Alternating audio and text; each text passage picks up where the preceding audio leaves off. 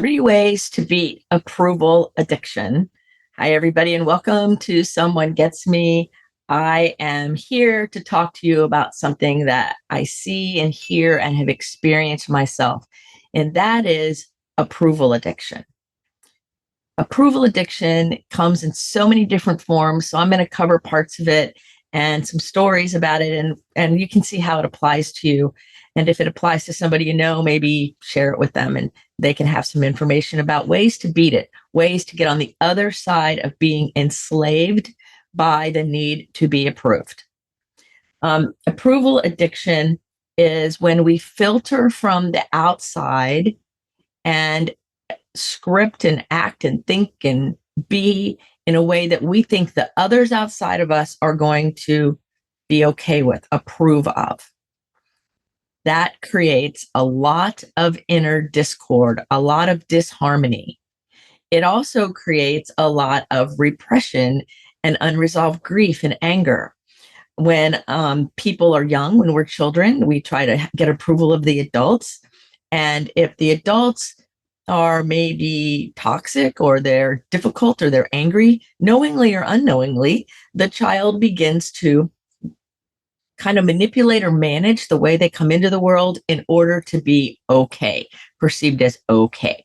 Well, that doesn't work as we get older and older and older, because we are meant to come into the world as we mature and age and be who we're meant to be. Let our inner mission, our inner light shine. So what I notice is that we go from being dependent as children, dependent on the outside world for our survival, and people jump right to independence and then they stop there. Independence is when, we're teenagers and we know everything there is to know about everything all the time and nobody can tell us anything. Well, there's a step after that independence.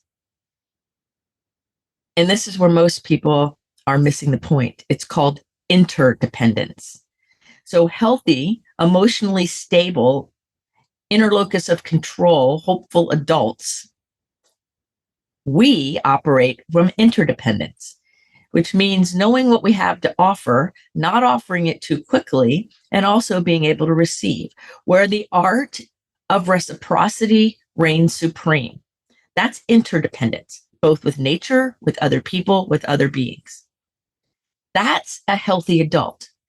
Being stuck in independence, the acting out like a teenager, which we see all over the world right now, that's a person who's stuck in adolescence and is consciously or unconsciously refusing to grow up. Growing up means we release approval addiction and we begin to live our authentic, aligned life, aligned with the principles of the universe of love, kindness, generosity. That's how we do it. Interdependent. So when you're having approval addiction issues, which many people do, because we're taught that we have to have everything approved. I'm wearing a sweatshirt. I don't have any makeup on. Usually I have on nice clothes and nice jewelry and all of that stuff. Just came in here and decided to record this because does it really matter what I'm wearing? Really? So there's a part of me that was like, well, you want to look a certain way for your show. And yes, you want to be respectful, and being addicted to the approval of others is an adolescent, immature, unenlightened way to live. And so I want to talk about ways to beat that, because a lot of people are stuck in it and a lot of people are unknowingly in that mess, because not everybody is going to understand you. I used to think that everybody was like me and they just were being either lazy or hiding it or something like that. Like everybody was like me. And then I remember, I think I was in my mid-20s when I woke up and went, wait a second, nobody is like anybody, but our brain tells us we're all supposed to be alike. What a mess, right? Because it's not true. And I realized, studying neuroscience, that our brain is always telling stories and filling in the holes. So when we're younger, or even as an adult, if something comes into our world that we don't understand or can't make sense of, our brain will tell a story about it, even if it's not true, in order to fill in the holes. Then, if we repeat that story over and over, we believe it to be true. It's called plausible truth, even if it's not true. So there was a research study done a long time ago where, they told all these adults that their mom told them that they didn't like peach yogurt. I think that's what it was, peach yogurt. And so they had the mom tell these adults you didn't like peach yogurt when you were a kid, and the adult didn't remember one way or the other, like it's inconsequential. But the authority figure told them that. So then months later, when the subjects were re-interviewed, they were saying how they didn't like peach yogurt when they were a child, when it was a made-up story by the mom much later. But they told it to themselves over and over enough where they believed it. So that's how come sometimes people who live in deception or the really good compulsive storyteller liar type people are so convincing, because they have told the story to themselves over and over and over again, seeking approval from outside. And now they believe it. So what they've essentially done is turned themselves into a slave of whatever the popular opinion is. We see it a lot in people of notoriety, in politics and fame of different kinds in sports, where they're chasing the notoriety of the others to the exclusion of their own soul, their own inner aligned guidance. And it creates anger. It creates lies and deception and all kinds of crazy behavior. It creates complicated grief. It creates actually disconnection. So approval addiction comes in so many forms. It also comes in the form of what the people in the recovery world call codependency, meaning I'm not going to be okay if you're not okay. And you'll hear it from a lot of mothers, because mothers are trained that way. I'm not okay unless my kids are okay, or my husband's okay, or my family's okay. Well, that's not true. Your okayness comes from inside you. Yes, it affects you, what happens with other people, of course. But your okayness has nothing to do with the other. And we're trained opposite of that. We're trained in an unhealthy manner because we can be controlled that way. So when we allow ourselves to be addicted to approval of whoever it is outside of us, we become their slave. So there's more kinds of slavery than you hear talked about in popular culture right now. And emotional slavery and mental slavery are wicked, and they're deep, and they're difficult, because a lot of people want to say it's noble to be the martyr. It's noble to do everything for everyone else and I come last. And no, it's not. When you're on an airplane, they say put the oxygen mask on yourself first. You can't help anyone else till you've helped yourself. There's truth in that. So what are we doing, right? Are we staying stuck in this addiction to being approved? Now, my definition of the word addiction is you can't get enough of what you don't want. So somebody who's addicted to substances or approval or fear or anger or grief or a certain pattern of behavior, it means that it's not serving them, and they know on some level it's not serving them. However, they're unable to get out of it. They can't get enough of that thing that hurts them. So many of the clients I have, or even friends that are stuck in this approval addiction cycle, they don't want to be there, but they don't know any different. Because we're also live in a culture that says, figure it out on your own. You're smart, figure it out on your own. Well, I'm here to tell you loud and clear that you can't solve a problem with the same thinking that created it. That's Albert Einstein. And as pack animals, we require input. We're the only animals that don't have a whole lot of instinct, that need to be taught everything. So if you were never taught how to have an internal locus of control that serves your life, you need to find a teacher to teach you how to do that. You're not going to be able to learn it from your own inner world, because it's not there. It's in the common consciousness, but we need to learn it and we need to be taught it. It's not natural all the time. So like I had to learn internal locus of control versus external locus of control. I had to learn it. And so I teach it. How do you tell the difference and what do you do? I had to learn how to beat being addicted to what everyone else thought and live by my own principles. I had to learn how to do that because I was also raised in this society that told us to please everyone and look like the perfect person. Like I was raised to be the, the oldest kid, the daughter who always looked perfect, who got good grades, who did this, who did that. And I was also an athlete. I raced sailboats and do all these things. And you had to go to college, and you had to go to a good college, thus the University of Florida. And you have to keep going. And I have more degrees after this one because that's what good little girls do. That's what good people do. Well, sometimes as we get older, like in my case, I didn't follow all those rules I was taught. It caused a lot of pain at first because I didn't know what was happening. But now it makes a whole lot more sense. So I realize that when we're addicted to the approval of the others, whatever it is, then we are oftentimes disconnecting ourselves or shoving down our own calling, our own inner gift that we bring to the world. So every one of us, in my belief, has a gift that we're here to bring to the world, whatever it is, whether it's a smile or kindness or generosity or a big invention or cool research findings or beautiful music or dance, right? It could be any of those things. We all have something, and some of us have multiple things to bring to the world, right? So if we shove that stuff in the basement or we deny our own essence, then to me, that's like a kind of death, right? So when we turn over the power of our own sense of well-being to others based on approval, we are really in effect putting ourselves in prison. We are creating the jail that we're in, and it's no one else's fault, it's ours. We bought the information that we were sold when we were little. Now we're adults and we can learn better. And as adults, we can teach our younger people better that being approved of by others isn't the be all end all.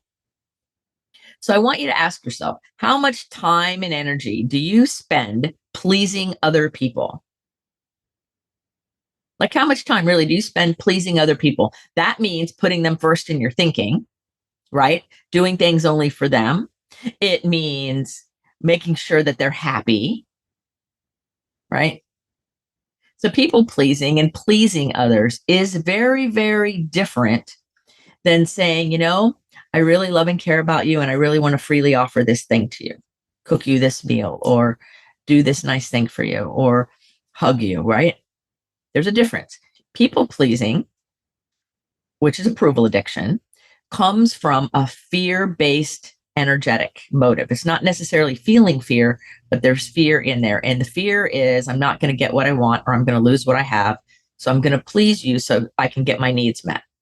Now, that's the unconscious part. And until we make it real and get honest with ourselves, we think we're doing something noble, but we're not when we're doing it from a people-pleasing motive. A noble purpose would be, I love you enough and I love me enough to be in this space of generosity and love with you, whatever that looks like. Much different than I'm going to do this to make you happy. Now, it could be the same behavior.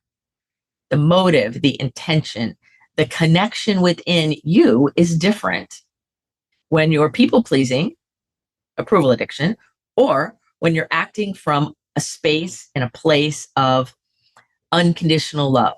So it's not about giving love or receiving love. It is about being love. It's not about giving it or receiving it, though there is reciprocity in the human sense, but the true inner part comes from being that love and then deciding how to share and receive.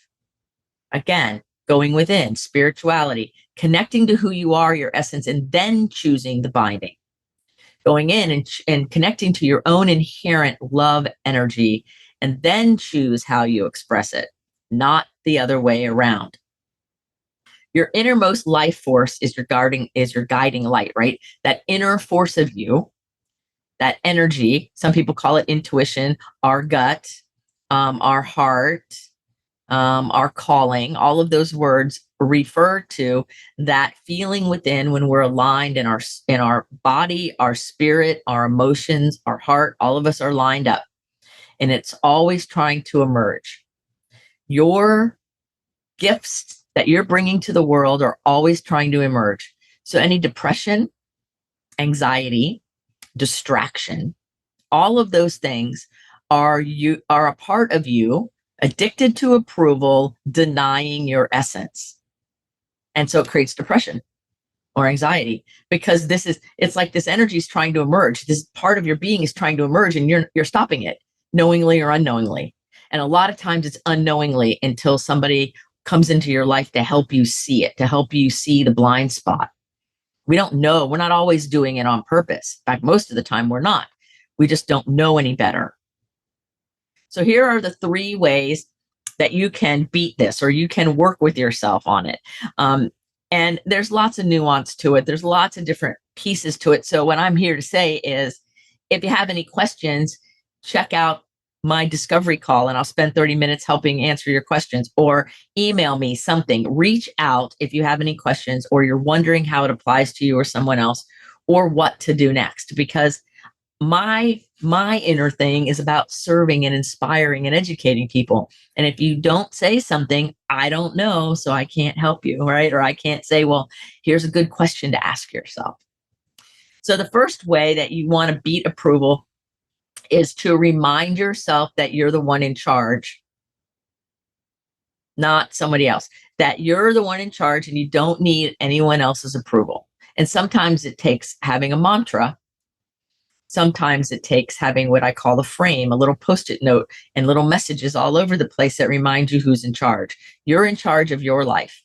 How you live it, how you're aligned, what you think, say, and do is 100% on you. Now, you might have learned information from our culture and the world that doesn't serve you today. You might have learned that. And it's your responsibility to learn something different. It doesn't mean you were wrong or they were wrong necessarily. It means you've outgrown it.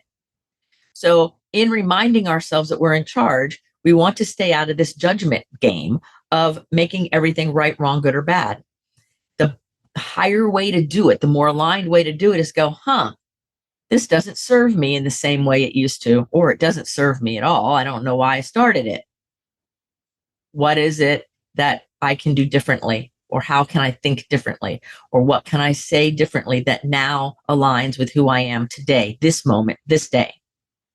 Because all of us are changing. The world is constantly expanding. There's always more. So just because you believed it last week, last year, or when you were a kid doesn't make it true today.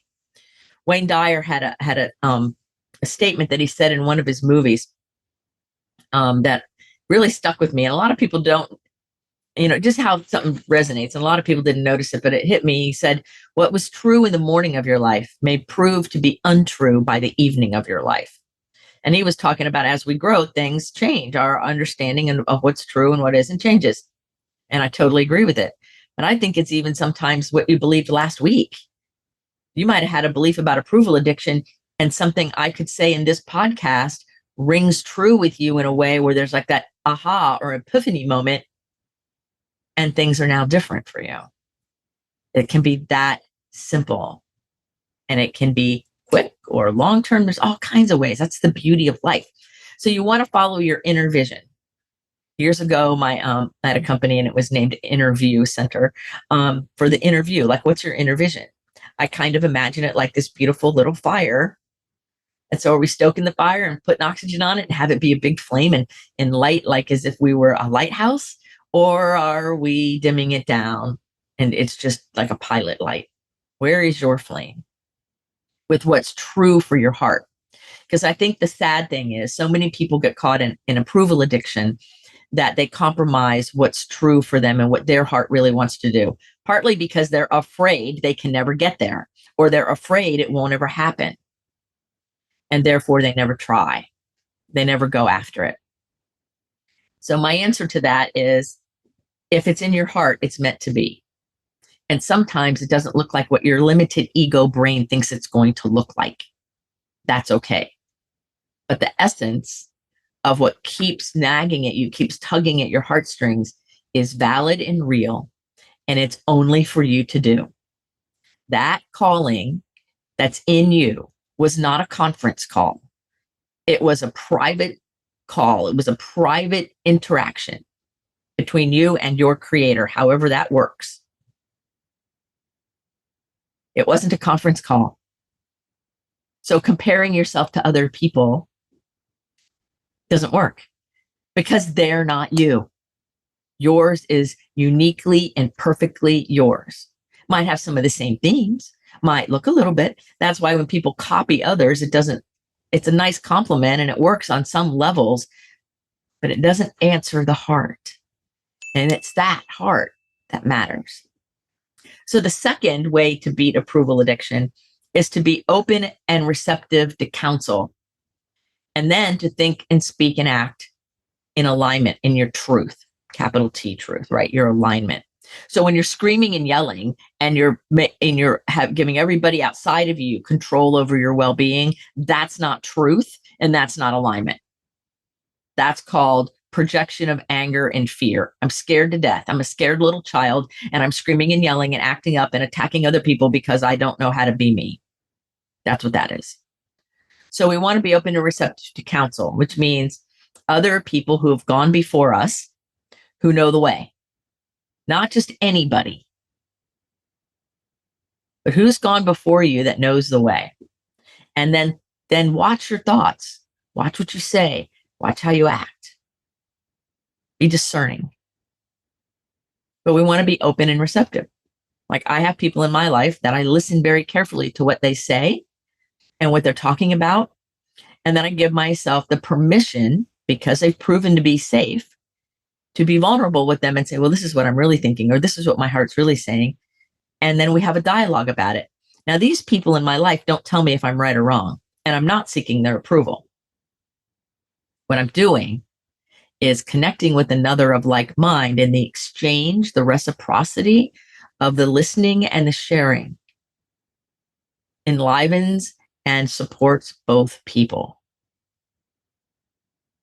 It's an exchange. It's kindness. It's vulnerability. That's where the power is. So sometimes we have to check and make sure somebody's safe, right? And have history before we go really deep.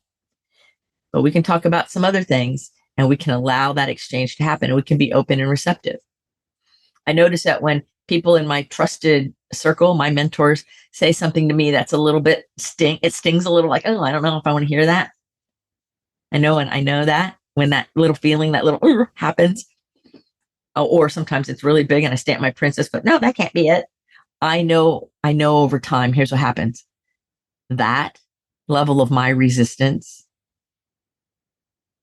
shows where my ego, that's not my amigo, is blocking this flame from rising higher. I know that now. Now, that's not any comment everyone says. I'm saying it's when I'm having those safe conversations with somebody that I trust and that I know, and that there's that exchange, that reciprocity, that when it hits really hard, I look at it deeper. And so that's part of my work, because I'm very intuitive and I can help people see into those blind spots, those parts of them that are probably running under the radar, that are in their way, but they don't even know it's in their way, but I can see it's in their way. So part of my genius is to ask really great questions so that that person can grab their own flashlight and shine it in that dark spot to be able to see it for themselves. I might open the door, and if somebody's really struggling and I'll say, do you really want to hear what I'm seeing? And if they say yes, then I say it to them in a kind, compassionate, loving manner. Because I have some people who I know who have a lot of intuition like me, and they can be very mean and very rude. It's the truth. That's the way it is. Well, there's such a thing as human compassion. There is such a thing as honor and respect and reverence. And every person in my presence, I hold reverence for, because they chose me to share it with. And there's no higher honor. So reverence. That's where we're open and receptive to counsel. It matters. The third way to beat approval addiction is to give yourself permission to step out of situations so that you can follow your own guidance, your intuitions, like your own inner GPS system. So you have to give yourself permission to step out of the craziness, or step out of the drama, or step out of the job that's not serving you, or step out of the way you're doing a certain relationship. It doesn't mean you have to go get a divorce or go get rid of all your friends. It might mean that, but it probably doesn't. What it probably means is get out of your own way here. Get out of your own obsession with being approved by everybody. Because every time you sacrifice a piece of you for their approval, you are making you their slave. You are the one enslaving yourself to that other person. They're not doing it. You are. So with all this talk a lot about, slavery's good or slavery's bad or who cares about slavery, I hear it all over the place, right? All the conversation. Well, people make themselves slaves to others voluntarily all the time by doing whatever they're doing, discounting their own inner honesty, their own inner integrity to get approval. The moment you do that, the moment you turn over your sense of well-being or your knowingness of what's right for you for another person's approval, the moment you do that, you are now enslaved by that person. And it's not caused by that person's, it's caused by you. And that's where it stings, because most of us create our own inner slavery that gets shown out into the world. And then we do lateral violence, which means attacking people of our own kind. Why? Because we first enslaved ourselves to a belief, to an understanding, to the approval of the masses or the approval of a select few, rather than our own inner approval. So you see how that trance, that cultural trance of fearing other people's opinions and sacrificing our own inner connection yields what looks like somebody else's fault, but it's really starts with us, our own inner dialogue, our own inner landscape.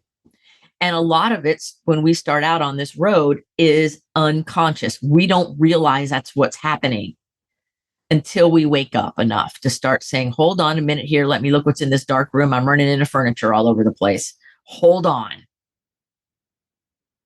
And then we begin to turn on the light. That's when I tell people it's a really good idea to have one or two or multiple people in your corner, professionally and personally, to help guide you and turn on the light. I believe the more of us that turn on our light, the better the world will be. Because this whole narcissistic getting approval from everybody is it's just not healthy. It's unresourceful and it's unenlightened. And then there's the people who say they're enlightened when really they're still looking for approval. So they just twisted the jar. They didn't really get out of the jar. So the three ways are to remind yourself that you don't need approval from others and follow your own inner guidance. That takes a lot of guts. And then we have to be willing to say, and part of that is saying no, right? We have to be open and receptive to counsel and allow someone to walk our road with us. You cannot figure it out by yourself. You cannot do it alone. The message we've had that we have to do it all alone is a lie. And sometimes facing the cultural lies that we have believed is where our greatest work is. Because we wake up one day and go, oh my God, I've believed that lie for 50 years. I believed it for 20 years. I believed it for 50, 100 years. I believed it for a year. Getting honest, it's hard sometimes. Because then the next thing our ego says is, oh, you wasted all that time. You're not good enough or whatever, and tries to stop us. It takes a lot of guts and a lot of energy and a lot of courage to stand with that inner light shining and face all the stuff that you've adopted, and most of it isn't true. That's why you need people around you. That's how come I teach my people to have people around them. And that's why I'm available all the time. Like, my people email me or text me or call me whenever that need is there, whenever they're having an epiphany or whenever they're struggling or whatever it is, they need to know, even if they never call me, that I have their back and that I'm right there with them. I'm walking down the road with you. I am not over here on the other side of the table with a white lab coat on, pretending like I know more than you. I've been down the road. I have some more experience and more knowledge and great intuition. That's true. But I'm no different. We're in this together. And I'm going to hold your hand walking up that waterfall until you can hold somebody else's hand and come up the waterfall. Just like Dun River Falls in Jamaica. We hold each other's hand as we go up the waterfall. But that doesn't mean that somebody outside of you knows better for you. That's why a lot of the medical things are issues, right? Because people make people outside of themselves little mini gods, and they're not. You know more about you than anyone else. So it takes being open and receptive to that counsel. I listen to everything everyone says, and I try it on like clothes. Try it on. How's it fit? And then we want to give ourselves permission to step out of crazy situations or to step out of things that don't feel right. So the story and the way to do this, to put all of these together, is to pretend like you're clothes shopping for just a minute with me. And we go and we choose whatever store. Now we're doing it in person. We're not doing it online, right?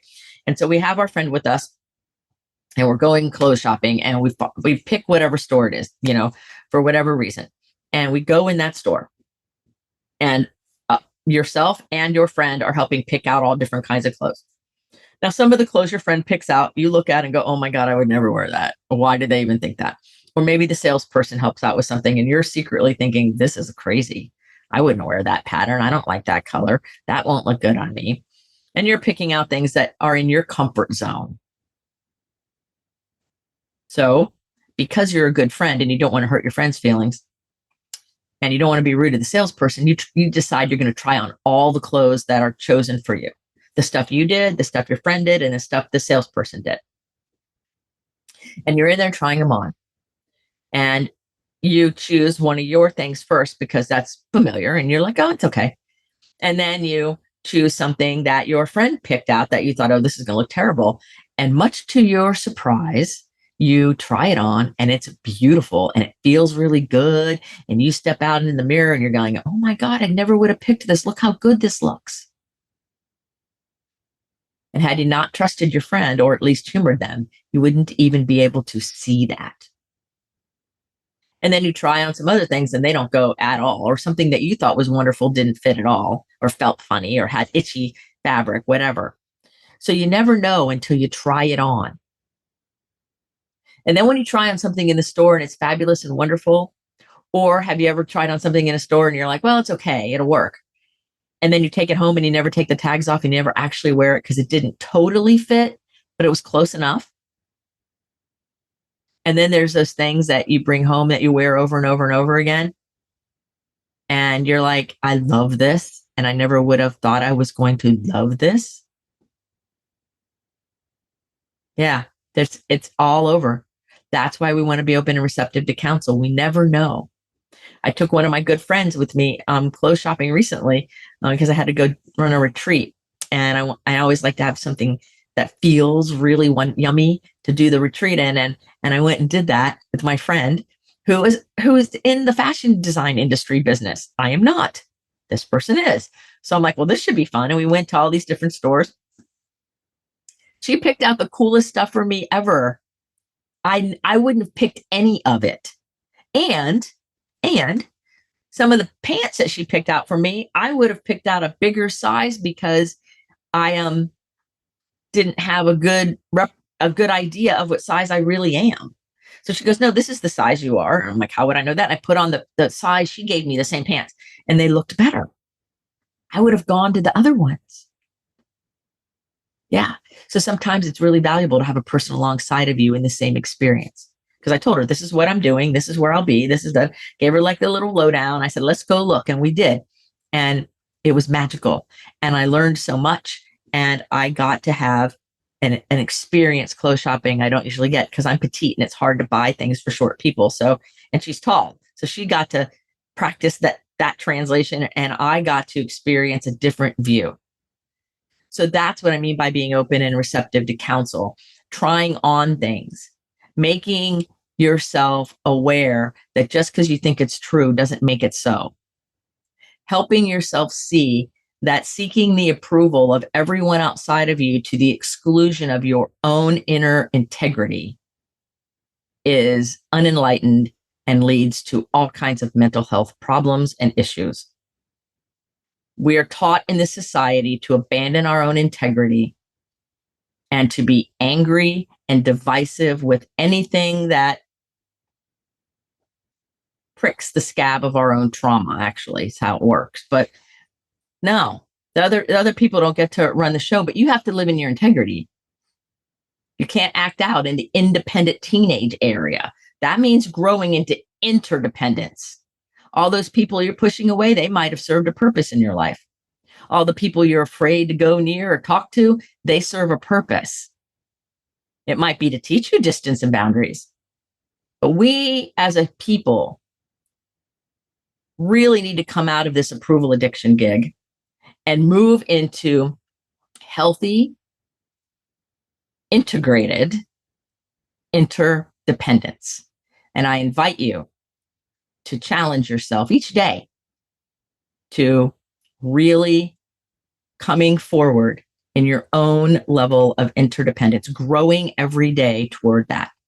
Anything short of interdependence and emotional and spiritual and mental and physical integrity, that alignment of integrity, anything short of that gives somebody else power that you don't need to turn it over because you're the one creating the slavery, not them. When you focus on your fingers pointing at them, you are creating the slavery, not the other person. So with that being said, feel free to contact me if there's ever any questions or you would like to talk about it further. You can get my email is in the show notes, my website's in the show notes, and I'm all over social media. So feel free to watch all my videos, do whatever you want to in order to keep growing, in order to be that person that lives your authentic, true vision without being a slave. Until the next episode of Someone Gets Me, remember that you're a rock star. You're here on purpose with a purpose, many purposes, right? And you, my friend, are beautiful, you are lovable, and you are very capable. So take the journey within. It's really worth it. Until the next episode, be well.